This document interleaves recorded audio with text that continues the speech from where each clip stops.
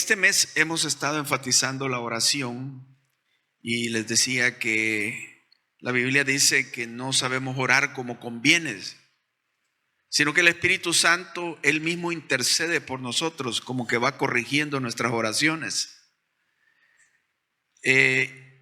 Pero si nosotros pudiéramos plasmar oraciones así, pero claves, hechas, como deberíamos de orar, es de examinar las oraciones de Pablo, porque Pablo las escribió y este libro es inspirado por Dios, por el Espíritu. Entonces son las oraciones que haría el Espíritu.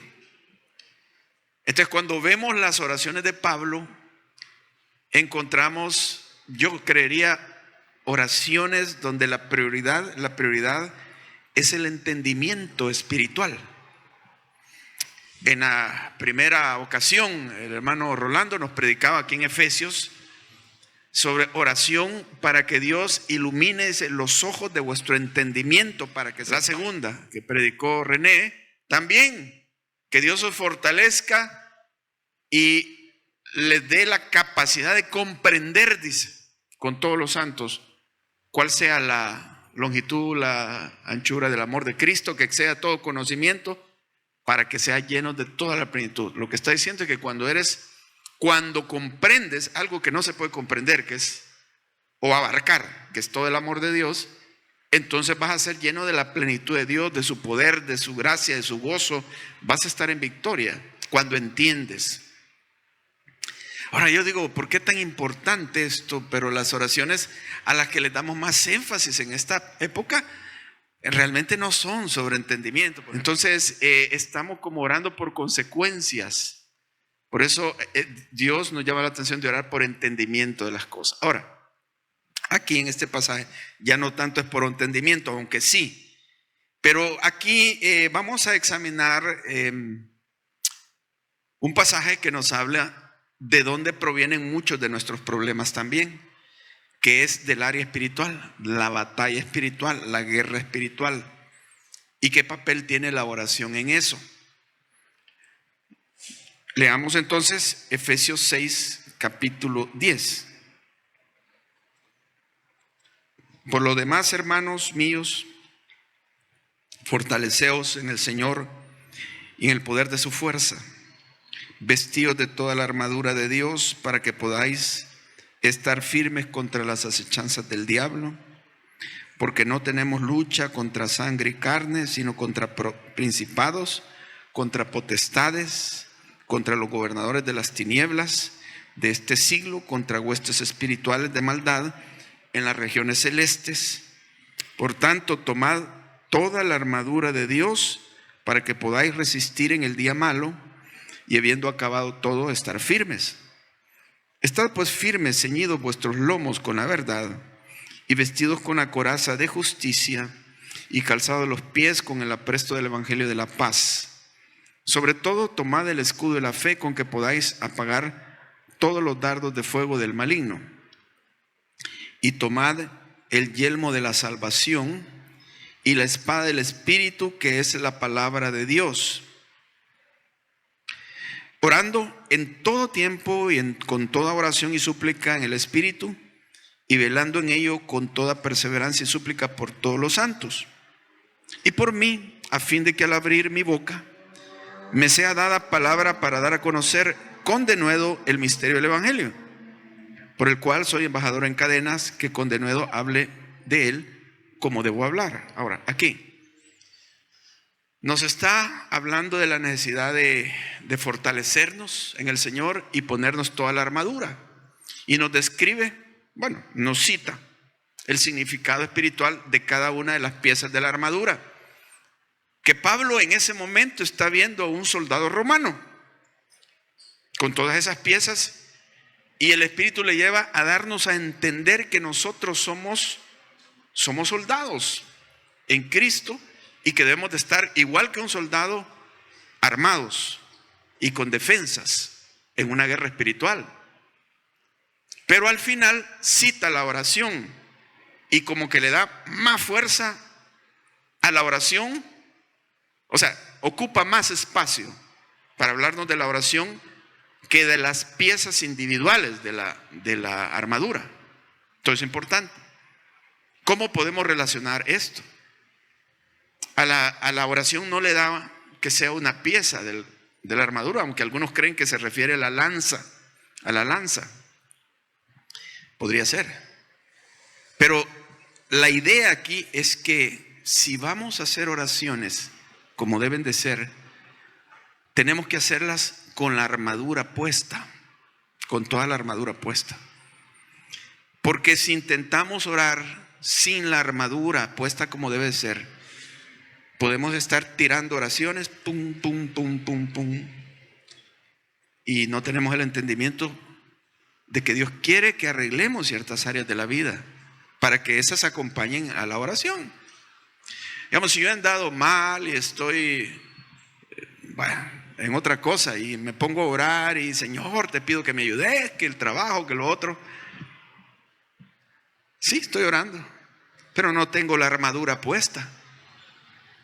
Eso podría ser que mis oraciones, aunque Dios quisiera contestarlas, no están cumpliendo los requisitos de Dios. Son condicionadas a las leyes que Él ha dejado. Como el cuerpo, si yo me quiero sanar, pues entonces no comas eso que te hace daño. O reposa, o lo que sea que sean las indicaciones, ¿verdad? Ahora, entendiendo esto, entonces vamos a ver esto previo a la oración, cómo ponerse la armadura. Pero comencemos por el primer consejo que nos va a dar Dios acá. Esta es la clave. De aquí depende todo lo demás. La orden dice: por lo demás, hermanos míos, fortaleceos en el Señor y en el poder de su fuerza. Fortaleceos en el Señor. El Señor tiene que ser nuestro centro.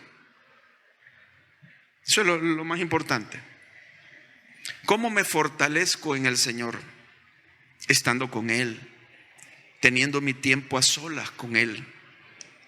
Cuando yo pongo mis ojos en Él, cuando yo le busco su rostro, lo adoro.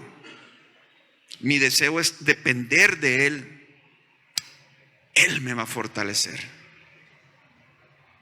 Entonces, lo primero, Él nos inspira. Su amor, su presencia nos da tranquilidad y paz. Y nuestra fortaleza también tiene que ver con la paz que tengamos. Si tenemos mucha inquietud, estamos débiles. Dicen en Isaías 30:15: en descanso y en reposo seréis salvos. En quietud y confianza será vuestra fortaleza. ¿Y cuando uno tiene quietud y confianza? Cuando está con Él, cuando Él es el centro de nuestra vida, el Señor Jesucristo. Así que eso es lo primero que debemos de detectar. ¿Es Él el todo de mi vida? ¿Estoy buscando en Él o estoy buscando en mi propia cabeza las ideas que me van a sacar adelante? ¿O es Él? ¿Será que estoy tan afanado en resolver mis problemas que estoy buscando otras personas X, inclusive fuera de la iglesia, y no al Señor? Es que en el Señor se origina la solución de todas las cosas, hermano. No vayamos por otros caminos. Eso es lo más importante. Fortaleceos en el Señor y en el poder de su fuerza. Nos menciona que en Él hay poder. Pero ¿cómo hago yo para que su poder se manifieste en mí? Mire, es simple y sencillo esto. Nosotros actuamos en base a dos poderes. O el poder nuestro, que es el poder de mi yo, mis fuerzas, mis habilidades, mis talentos, mis dones, la fuerza de mi personalidad, o el poder de Dios. Si yo ocupo mi yo, mis propias fuerzas, el poder de Dios entonces no actúa, soy yo el que está actuando. Pero cuando yo muero a mi yo, me rindo, entonces Él toma el control y allí se manifiesta el poder de Dios. Así que lo primero es fortaleceos en el Señor y en el poder de su fuerza. Esa es la orden. De aquí viene que nuestro propósito es estar firme. Dice el versículo 11: vestidos de toda la armadura de Dios para que podáis estar firmes contra las acechanzas del diablo. Esto me llama la atención porque todo lo que Dios pide de mí es estar firme. No me está pidiendo proezas, aunque dice, en Dios haremos proezas, pero es cuando estamos firmes. Simplemente estar firme, estar creyéndole a Él para resistir. Al estar firme quiere decir que yo voy a seguir creyendo lo que Dios dice, a pesar de. Yo insisto en confiar en eso. A pesar de que hay una corriente en contra, a pesar de que hay pruebas, tribulaciones, yo le voy a seguir creyendo a Dios. No voy a retroceder, no voy a agarrar un atajo, no me voy a consentir a mí mismo, porque ahí viene el yo también en todo eso. Sino, si el Señor esto dice, aquí me mantengo. ¿Qué sucede en ese momento? Santiago dice, someteos a Dios, porque ese es llegar a una situación, decir, Señor, esto es lo que tú dices, esto voy a hacer. Someteos a Dios. Resistid al diablo. Él empuja, él intimida, pero no. Voy a estar donde Dios me ha dicho. Someteos a Dios, resistid al diablo y huirá de vosotros. ¿Cuándo es que una persona huye? Cuando tiene miedo. ¿Será que el diablo puede llegar a tener miedo? No, a usted no le tiene nada de miedo, ni a mí, hermano. Aún hasta nos reta, vení, pues, peleate conmigo, a ver cómo te va. Porque sabe que usted no le puede hacer nada. Pero lo anterior dice, someteos a Dios. Pero cuando usted se sometió a Dios, le dejó todo en sus manos a Dios, entonces huirá, porque ahora es el Señor peleando. Y a Él se le tiene miedo. ¿Quién va a pelear sus batallas? ¿El Señor o usted? ¿Verdad, hermano? Él tiene que ser, hermanos. Viene otra cosa, donde Dios nos describe, y aquí es en serio esto, porque aquí Dios nos está prácticamente mandando un mensaje de que tomemos muy en serio los ataques satánicos. La batalla espiritual no es una broma, no es una película de Hollywood, que son mentiras. Esto es real. Esto no tiene que ver con los héroes de Marvel ni nada de eso. Son mentiras, ¿verdad? Esto es real. Miren lo que dice.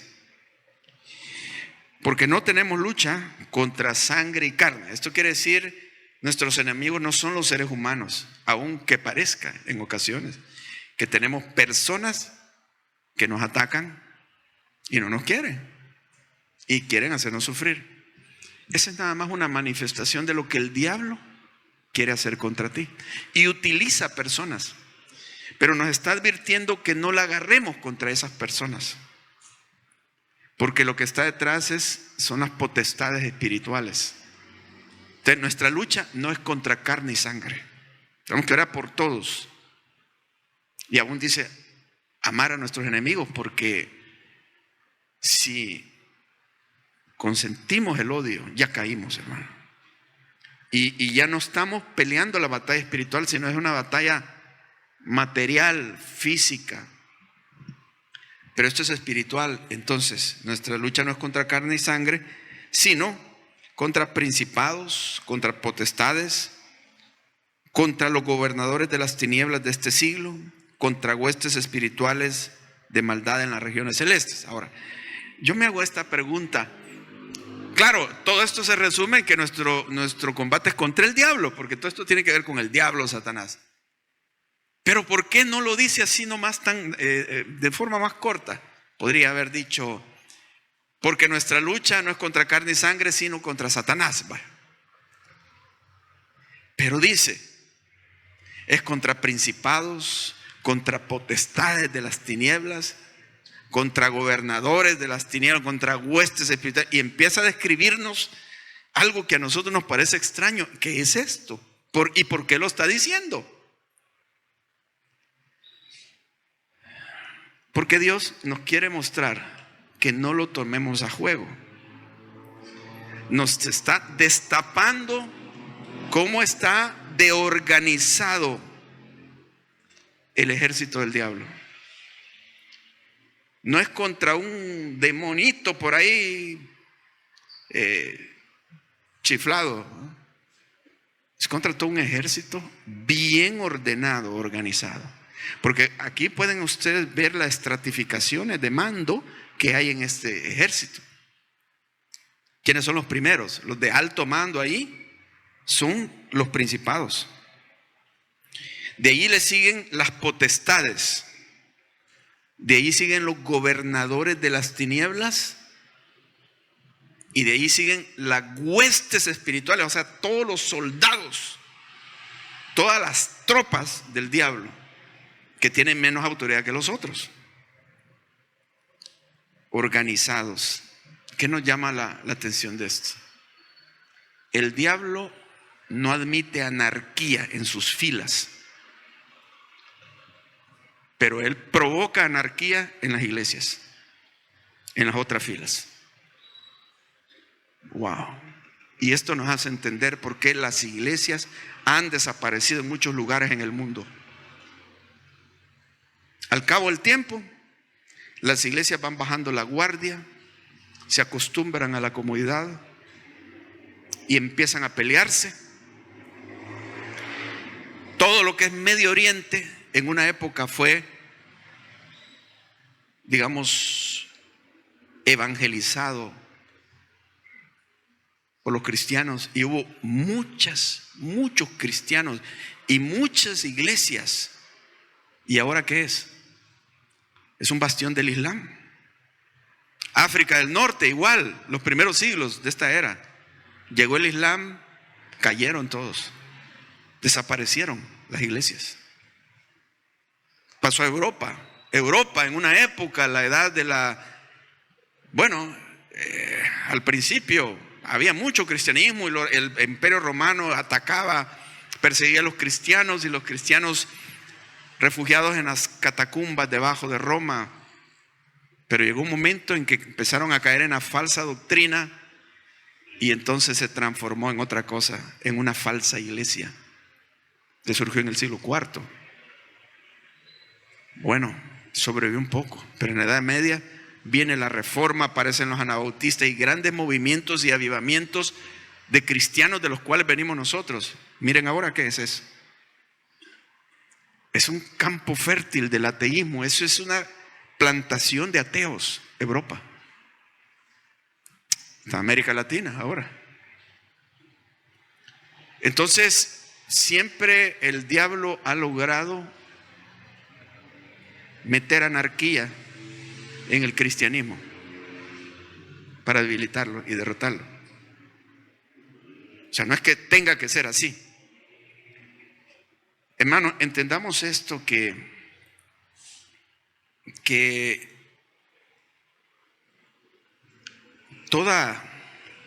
nosotros debemos tener una mentalidad de amar tanto a la obra de Dios y al Señor, que nos unamos a la iglesia con corazón sincero, porque si no es así, si criticamos la iglesia, estamos en contra y hablando aquí, debilitamos la iglesia. O sea, la iglesia es la novia del Cordero. ¿Cómo vamos a atacar a la novia de Jesucristo? Que pueden haber errores, somos humanos, cierto, pero hay manera de arreglarlo. La Biblia enfatiza mucho, y en esto yo les comunico lo que el Señor hizo en Juan 17, la oración, donde Él estaba próximo a irse y oró por sus discípulos. Y saben que una persona, cuando ya está en sus últimos días, es donde suelta todo lo que está en su corazón, sus mayores anhelos, sus mayores encargos. Y él ahí ora y le dice al Padre: Padre, que sean uno los que me has dado, que sean uno como tú y yo somos uno, y que sean uno en ellos, para que el mundo crea que tú me enviaste. Porque la misión era ir al mundo y hacer discípulos. Y lo clave era que la iglesia permaneciera unida, los cristianos permanecieran unidos, para que el mundo crea. Y si no es así, la iglesia se desploma, se viene abajo, porque ya entró la anarquía. Procuremos llevarnos bien, hermanos. Procuremos resolver las cosas que tenemos. Comuniquémonos. Si algo no le gusta, si hay un malentendido, busque a la persona que debe de ser. No ande hablando así. Bueno, alguien que sabrá el pastor, no sé nada. Que eso sucede. Es parte de lo que el diablo suele hacer. Y ya agarrar bando y calentura. No, platiquemos. Dice la Biblia que seamos de un mismo sentir y tengamos una misma mente. ¿Se puede? Sí se puede. Se puede, porque la Biblia lo dice. Pero todos nos comuniquemos y estamos dispuestos. Y miren, hemos de entender que a veces pensamos de manera diferente. Pero también es parte de la variedad de Dios. Que a veces, pues, por ejemplo, yo, digamos, puedo pensar diferente a un determinado hermano. Puede ser que yo tenga parte de la razón. Y puede ser que él tiene parte de la razón. Pero platiquemos para llegar a un término en que los dos estemos de acuerdo y no nos divida eso. Yo creo que dice uno de los versículos, solícitos en guardar la unidad del espíritu en el vínculo de la paz. Porque lo otro no viene de Dios, viene del diablo. ¿Y saben ustedes lo que es el cáncer? El cáncer es una rebelión de células. Es que unas células tomaron otro programa y no están yendo con todas. Y entonces dijeron, no vamos a seguir esta línea, nosotros vamos diferente. Y empiezan a formar tumores. ¿Y qué sucede con el cuerpo? Empieza a enflaquecer, a debilitarse. Y ya va cuando en etapas graves, aquello es terrible, ¿verdad? Eso es el cáncer. Miren, Dios nos ha dejado lecciones espirituales en las cosas materiales. La Biblia lo dice. ¿No será el cáncer una lección ahí de cómo también en un cuerpo espiritual como es la iglesia puede esto manifestarse? No puedo decir, no, es que este es mi programa y hacer bando. No debo de hacerlo. Tengo que entenderme con los demás y seguir la línea en la que estamos.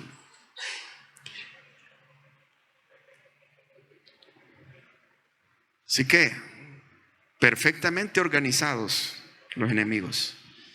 Y nosotros, bien, sigamos con otra cosa. Y ahora vamos a ver las piezas de la armadura y una descripción de su significado espiritual. Veamos en el versículo 13.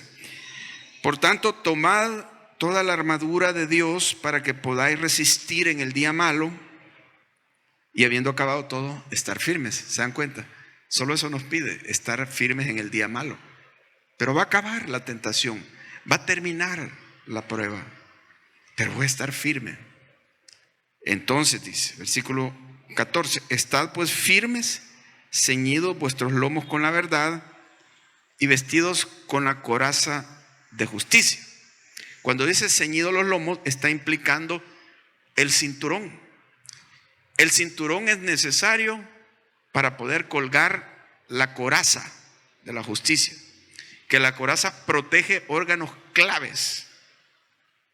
Pero hablemos de la verdad. El cinturón de la verdad, hermanos, está relacionado con que nuestro corazón debe de buscar la verdad. ¿Y cuál es la verdad? Dice ahí, tu palabra es verdad. La verdad es la palabra de Dios. Sería bueno conocer más la palabra, interesarnos estar en la palabra, porque así podemos analizar todo de acuerdo a la palabra de Dios. Miren, en la palabra hay cosas increíbles que nadie imaginaría. Nadie imaginaría. Entonces, hermanos, tenemos que buscar la verdad, someternos a la verdad, porque el diablo alimenta la anarquía por medio de lo que no es verdad y por medio de razonamientos astutos que parecen verdad pero no son verdad. Y les digo, el engaño del diablo viene revuelto con verdad, porque el engaño más más fabuloso es aquel que contiene verdad, porque la gente ve y dice, no, esto es verdad, pero se tragó lo demás. Entonces hay que entenderla, conocerla y amarla. Ahora viene también la coraza de la justicia y nos dice así: y vestidos de la coraza de la justicia. ¿Por qué necesitamos esa coraza? Se ponían acá, como les digo, esto va a defender el corazón, los órganos importantes, las emociones. El diablo va a atacar nuestras emociones, hermanos. Pero ¿qué es la justicia? Es Cristo. La Biblia habla mucho de esto. Cristo es nuestra justicia. Yo tengo que poner a Cristo en mi corazón, en mi pecho. Que yo estoy en Cristo y Él está en mí. El diablo va a tratar de meter dudas y producir emociones con desasosiego. Esto tiene que ver con nuestra identidad en Cristo. Estoy perdonado. Cristo me ama. Cristo me ha justificado, dice la Biblia. Tanto que se toca ese tema. No estoy aquí justificado por lo bueno que yo sea, por lo que yo hago. Dios me ve en Cristo. Cuando me ve en Cristo. Él es mi justicia. Esa confianza es necesaria tenerla en el corazón para que el diablo no nos afecte. Aun cuando pensamos, quizás Dios no me ama, quizás me ha abandonado. ¿Por qué? Es que yo no he sido así, yo no he sido tan bueno, etcétera. Tú estás asombrosamente justificado en Cristo si es que tú lo recibiste como tu Salvador y tu Señor, ¿verdad? Claro, si andas mal, pues vas a tener más dudas, pero vuelve a Cristo y que Él sea tu justicia. Viene otra pieza de la armadura y es el calzado. Entonces nos dice en nuestro pasaje,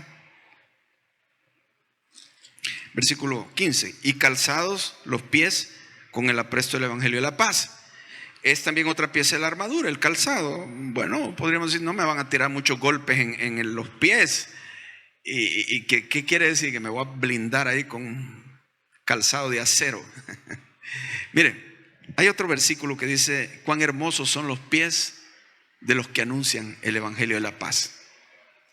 Y aquí, en este versículo dice, y calzados con el apresto del Evangelio de la paz. ¿Qué es apresto?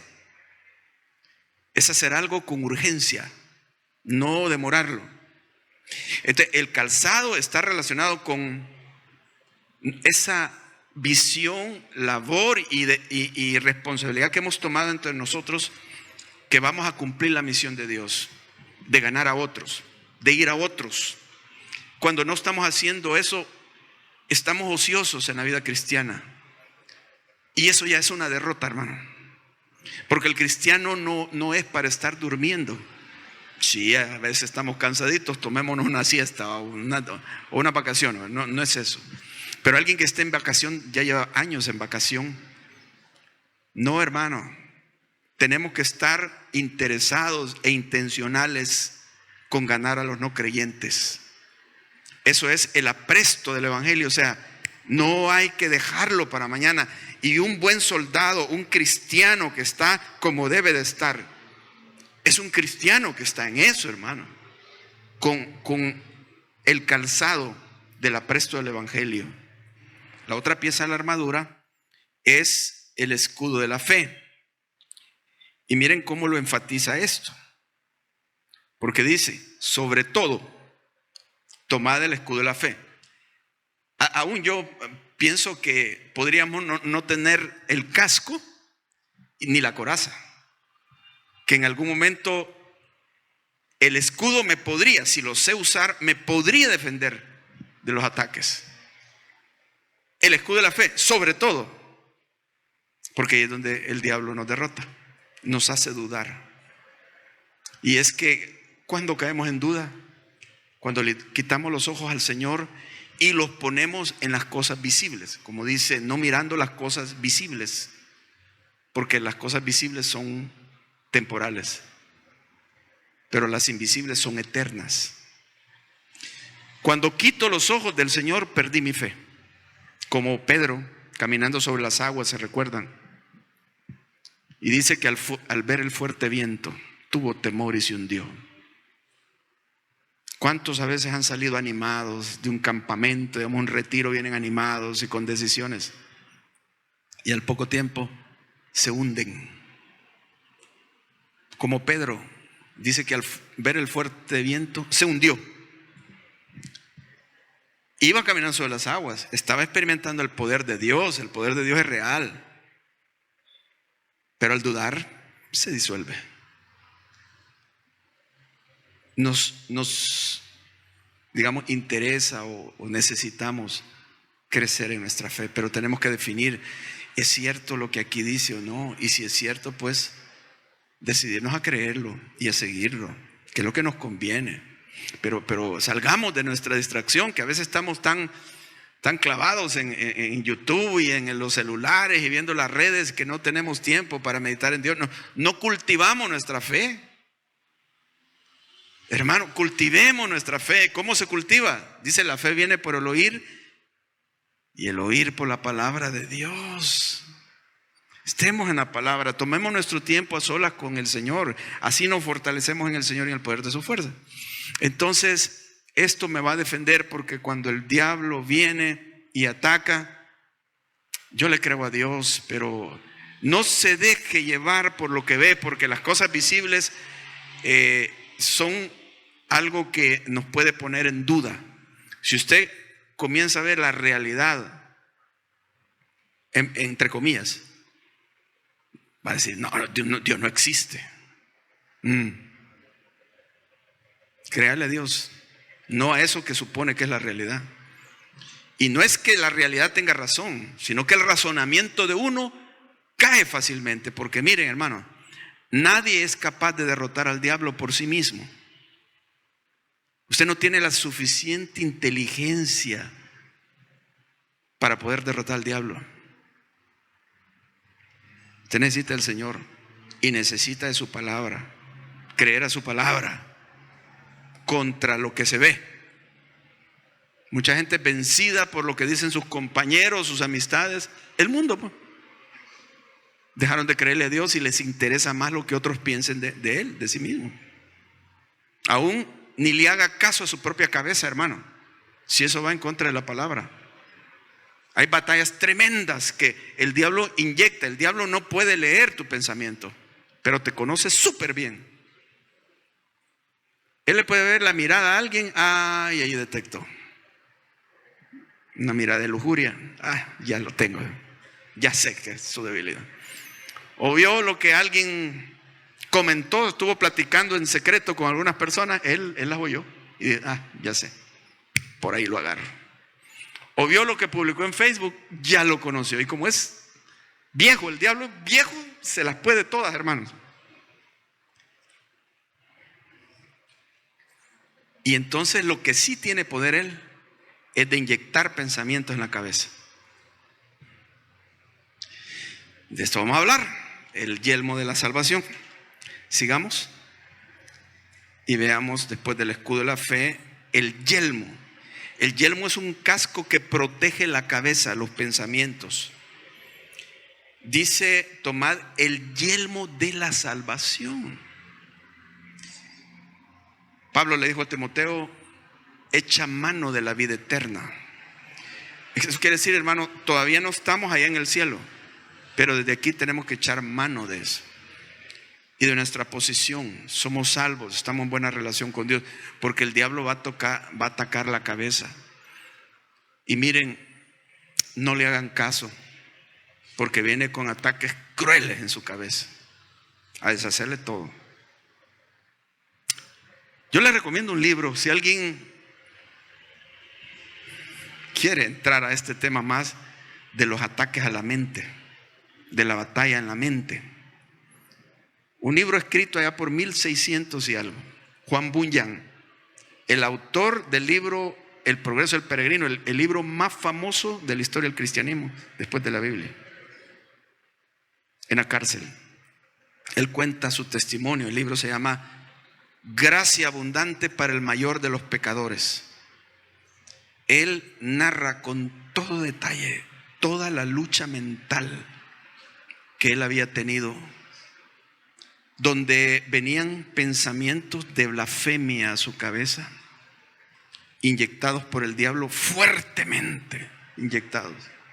Y eso a él lo hacía caer angustiado, agobiado por todos esos pensamientos.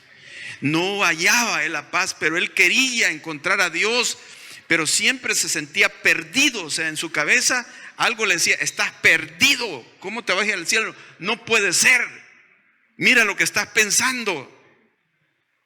Y fueron años de lucha. Pero se llama el libro Gracia Abundante para el Mayor de los Pecadores, porque esa lucha le permitió que Dios se manifestara más en su vida, y él insistía en buscar hasta que empezó a entender la gracia de Dios hacia su vida y empezó a ser liberado. Pero aún siendo liberado, los ataques venían, ya no en tal fuerza, pero habían épocas difíciles donde venían esos ataques a su cabeza. Así que, hermanos, ven un ataque como ese, y no es extraño, un varón, y empieza a venir a su cabeza: es que a ti te gustan los hombres. Mira, los hombres son mejores que los hombres. Sos una mujer en el cuerpo de un hombre. Tal vez a usted, hermano, esto no le afecta, pero hay algunos que sí le afecta. ¿Y cómo hago? Es que no puedo con lo que tengo en la cabeza. Y van siendo vencidos y doblegados a adoptar esa posición. Usted tiene, pero ¿qué debemos de hacer? Resistir con nuestra salvación. Soy redimido por Cristo. El cielo es mi hogar. Estoy de paso acá. Esto es una mentira, es un engaño del mundo, y los pensamientos que están pasando en mi cabeza son un engaño. La palabra es la verdad. No se deje doblegar, hermano, por esos pensamientos. Y viene lo otro, la espada del Espíritu, que también en Hebreos 4:12 nos dice que la palabra de Dios es como espada de dos filos, que penetra hasta partir el alma y el espíritu, o sea, para discernir esto es del alma y esto es del espíritu. Bueno, ese es otro tema, pero bueno. Y dice, y discierne los pensamientos y las intenciones del corazón. Por eso les digo, nadie es capaz de vencer al diablo, solo la palabra de Dios, porque ella te da entendimiento de lo que pasa. Si tú te adhieres a ella, ¿verdad? Si no la crees, vas a ser vencido. Pero bueno, con la espada del Espíritu nosotros nos defendemos y también atacamos. Las otras piezas son de defensa. ¿Cómo la utilizó Jesús? Porque hay que saber utilizarla también. En la tentación viene el diablo y le dice: bueno, si eres hijo de Dios, convierte estas piedras en pan. Jesús estaba ayunando, tenía 40 días de ayuno. Parecía justo y razonable.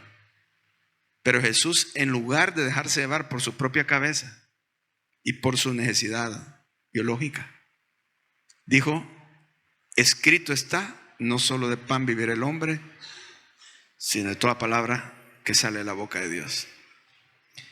Con razón Pablo le dijo a Timoteo: ten cuidado de ti mismo, porque la lucha va a estar allí dentro de ti, y tienes que utilizar la palabra y razonar conforme a ella. No te dejes llevar por tu propia cabeza y tus instintos, tus emociones. Mira la palabra, ¿qué dice sobre eso? Insiste en creerla, pide consejo, pero persiste en la palabra.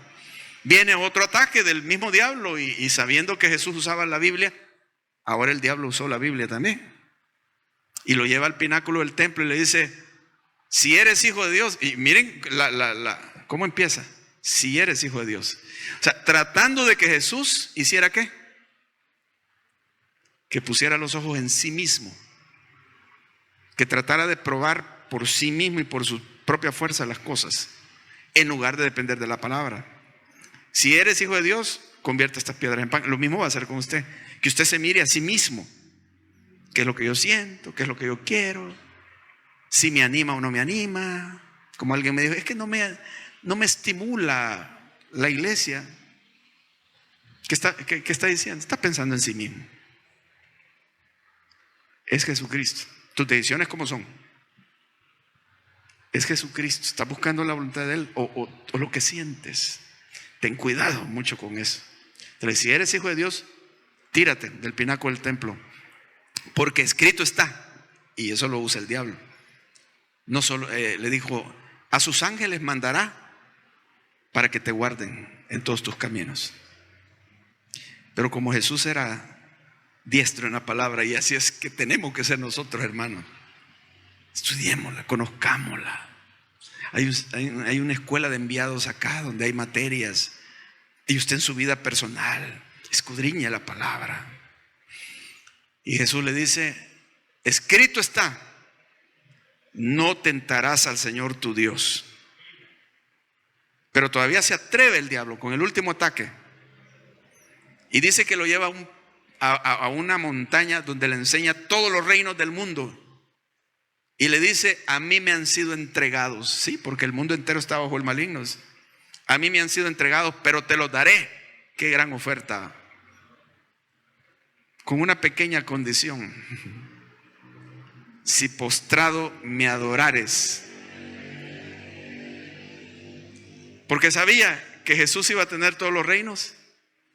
Pero el verdadero dirigente iba a ser el diablo, porque ya Jesús se sometía al diablo.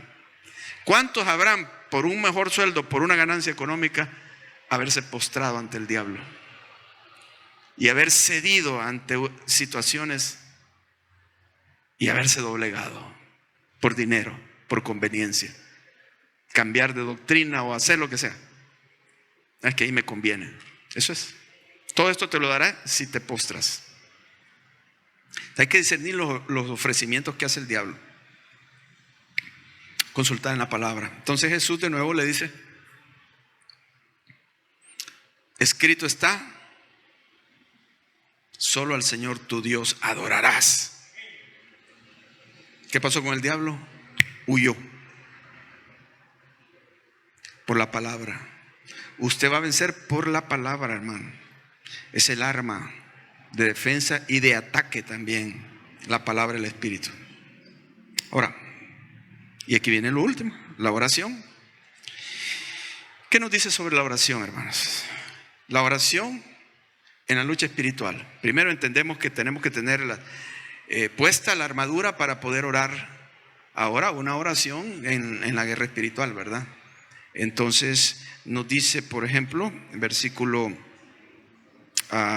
18, orando en todo tiempo con toda oración y súplica por el Espíritu. Y tal vez uno se esperaría, pero ¿qué pieza de la armadura es esta? Pero no le da nombre. Algunos suponen o suponemos que es una lanza.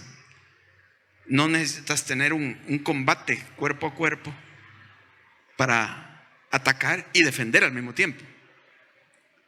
Lanzas lejos la lanza. Así es la oración. No necesitas estar en el lugar. Tú oras por alguien que está lejos. Oras por una situación que está lejos, pero desde ya estás atacando. Decía, creo que es Juan Wesley, que dijo, los hombres pueden resistir nuestros argumentos, pero no pueden resistir nuestras oraciones.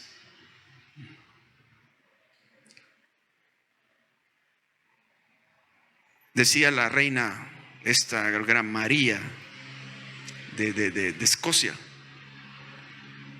no le temo a un ejército de 10,000 soldados, pero le temo a las oraciones de Juan Knox, el reformador de Escocia, que lo encontraba la esposa en la madrugada orando, llorando y diciéndole a Dios, Señor, dame Escocia o me muero.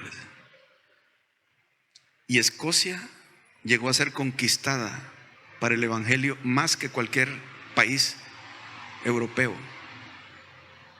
La oración. No desistamos, hermanos. Inclusive dice que oremos con toda intensidad. Mire este versículo, cuántas veces aparece todos.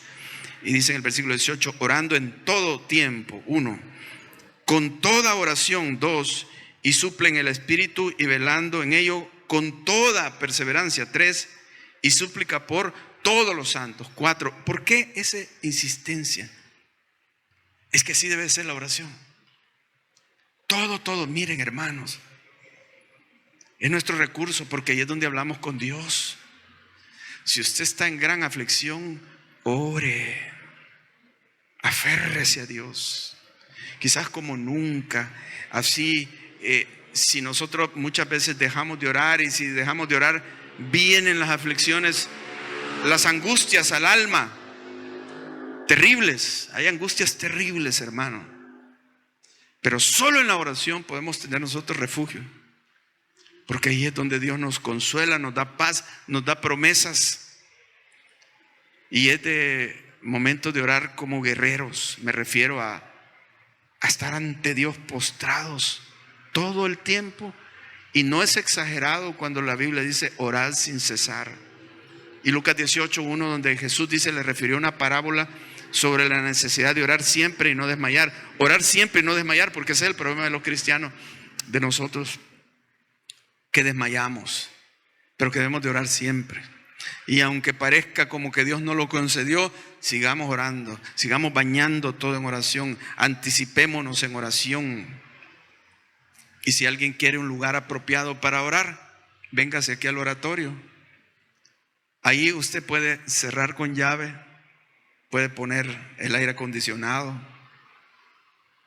y hay alfombra ahí hasta para que usted pueda postrarse y llorar. Nadie lo va a ver llorando ahí, hermano, porque a veces nosotros necesitamos llorar, orar y llorar. Hágalo, hermano, salga de un aletargamiento. Ocupe el arma tremenda de la oración. Es un arma muy versátil. O sea, puede utilizarse para una cosa o para un montón de cosas, ¿verdad? Esa es la oración. Y habla de hacer todo tipo de ruegos y oraciones. Todo tipo. ¿Qué es lo que está necesitando? ¿Qué es lo que pasa? A veces hasta por cosas tan pequeñas y simples como el pan de cada día. Dios no se va a avergonzar de que usted ore aún por cosas pequeñas y por las grandes batallas también. ¿Cuándo es que uno ora más, hermano? ¿Cuándo ora más uno? ¿Alguien tiene idea? Cuando hay necesidad, ¿verdad? Pero si todo nos va bien, es cuando menos oramos. No sé por qué, no, pero sí sé por qué. Porque todo está bien, como que no tengo necesidad de orar, ¿verdad? La Biblia relaciona estar velando con la oración, velando, estar despiertos. Eso no podemos dormirnos. Cultivemos este tiempo. Y miren, hermano, llega un momento en que la oración no es quizás como algunos cansado, aburrido, no, es una necesidad. Uno necesita, y cuando ha aprendido en el campo de guerra espiritual que la oración es mi refugio, ya uno no dice, no puedo soltarla. Estoy consciente que no me puedo dormir, que debo de seguir alimentándome en el Señor y orando por todas las cosas, por todas las personas, dice ahí. Claro. Hay que orar por denuedo. Denuedo, ¿qué es? Es valor para evangelizar. Estamos en la obra y a veces nos da pena, a veces nos confundimos, ¿no? ¿Cómo empiezo la plática? Necesitamos denuedo, y eso viene a través de la oración. Vamos a orar en este momento para terminar, y cada uno reflexionando ahí en su propio corazón lo que Dios te haya enseñado y qué decisiones a tomar en cuanto a la armadura y la oración. Gracias te damos, Padre Celestial, porque tu palabra es verdad y esto nos da fundamento, nos da rumbo también.